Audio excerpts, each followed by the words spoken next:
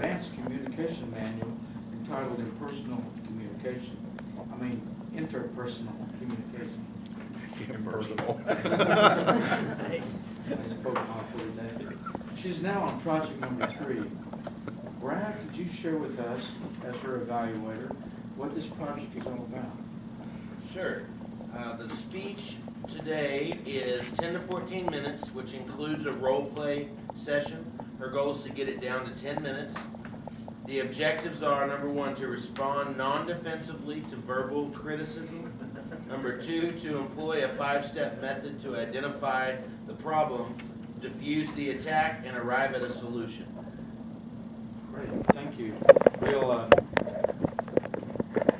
Gene comes, we'll be setting the stage, but we have an opportunity to learn how to understand a few steps in communicating, how to turn an angry confrontation into a positive discussion.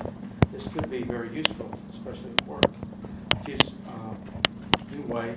The name of her speech is Put Out the Fire. Please welcome her.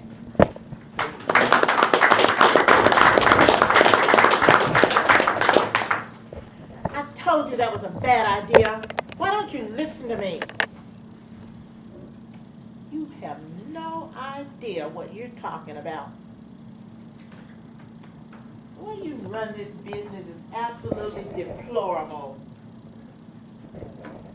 Now, angry comments or angry statements and accusations often lead to arguments.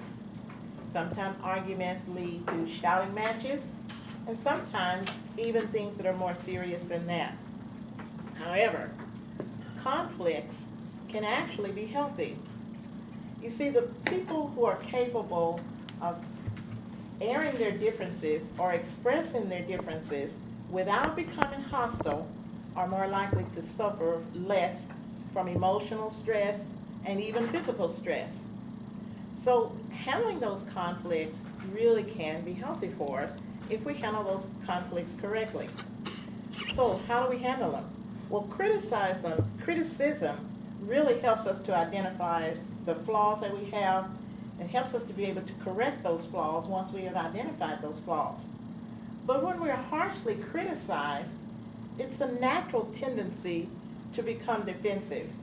You see, you feel obligated to strike back at the criticizer and just let that criticizer know that they're wrong and you're right. That's the natural tendency. However, we can use a few simple communication techniques that will actually help us to be able to turn that argument into something positive so that there's a win-win situation for everyone. Both parties come to an accurate or come to an agreement. So let's examine 4 ways then, or 4 responses to criticism. Number 1 is withdrawal. Well, you could simply withdraw from the argument. Maybe you remove yourself completely. Maybe you go off into another room, just leave the room. Well, that certainly will stop the conflict, but is that the best solution? Because, see, if you do that, if you withdraw, simply withdraw, you might lose your self-respect or even your self-esteem because you didn't take a stand for what was right. You didn't actually defend yourself.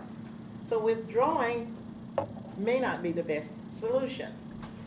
Now then, another way that you could respond would be rationalizing. Now, that means that you would rationalize the criticism and think, well, maybe it has some merit, but then you try to defend yourself or try to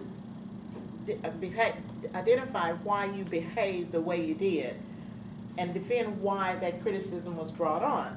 But then when you're rationalizing that by explaining what you did, that's not always the best solution either, because the problem with that is while you're coming up with that explanation, the other person is already finding holes in your response. So you're giving them time to find holes in your response so they can come back with another criticism right behind that. So another response would be counterattacking. Now here in this action, you try to divert the negative attention that's coming to you, try to divert it to the person who's criticizing you. Well, that may not be the best solution either, because what happens there is the whole problem just escalates. Because when you're counterattacking, they're gonna do the same thing. So that may not be the best solution either. Now, another solution may be responding non-defensively. Now, with this method, you listen non-judgmentally and you listen calmly to the attacker. You recognize that that person has a need to communicate regarding whatever the problem is. Then you begin to solve the problem. Now, this is obviously the best approach. So what are the steps that you have to follow in order to reach this conclusion or settle this issue non-verbally or non-confrontational? First of all, listen. Now, you want to listen with an open mind. You want to ask questions to find out the feelings of the other person, and then you can determine what steps you need to take in order to solve the problem. The second step is to acknowledge. Indicate to your criticizer that you hear the problem, you understand, and you recognize that there is a problem. You recognize that they're criticizing you because they have an issue. But when you do that, you have to be real careful about your tone of voice, your facial expressions, and your body language, because you don't want to give even the smallest hint of sarcasm, because if that happens, then the problem is escalated again and the criticizer feels that you aren't really listening at all. The next step is to ask questions. And the next step is to paraphrase. Use your own words to reflect what the other person is saying or what the other person is feeling or thinking. And this will show the person that you really are listening to him and that you really are concerned and you really want to solve the issue. And then the last step is to agree with the truth. If the criticism has some merit, why not just admit it? Now, I'm going to demonstrate these techniques, these 5 steps. I am an employee who's always late for work and an employer who's a little bit upset.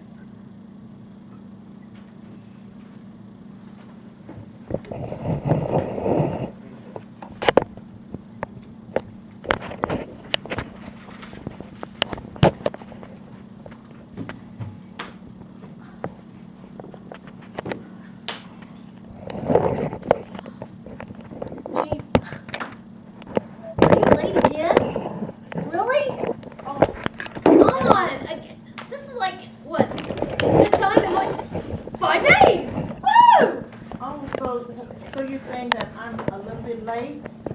A little bit. Well, what time is it? It's like 8:45. Oh, it's 8:45 and I was supposed to be here. At 8. I was supposed to be here at 8. Oh my, I am a little bit late. I am a little bit late, aren't I? Have I been late before? Every day this week. Every day? I've been late every day this week? Yeah. Okay, well, Monday, 8:01. I'll let that go.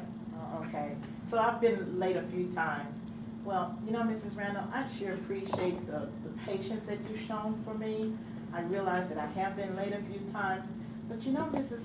Randall, this is a great opportunity for me to ask you, because I've been wanting to ask you anyway. I do realize that I do have a problem being late, and I certainly don't want to do that. You've been so patient with me, and I want to make sure that I get here on time, because I really want to do the job, and I want to do a good job for you.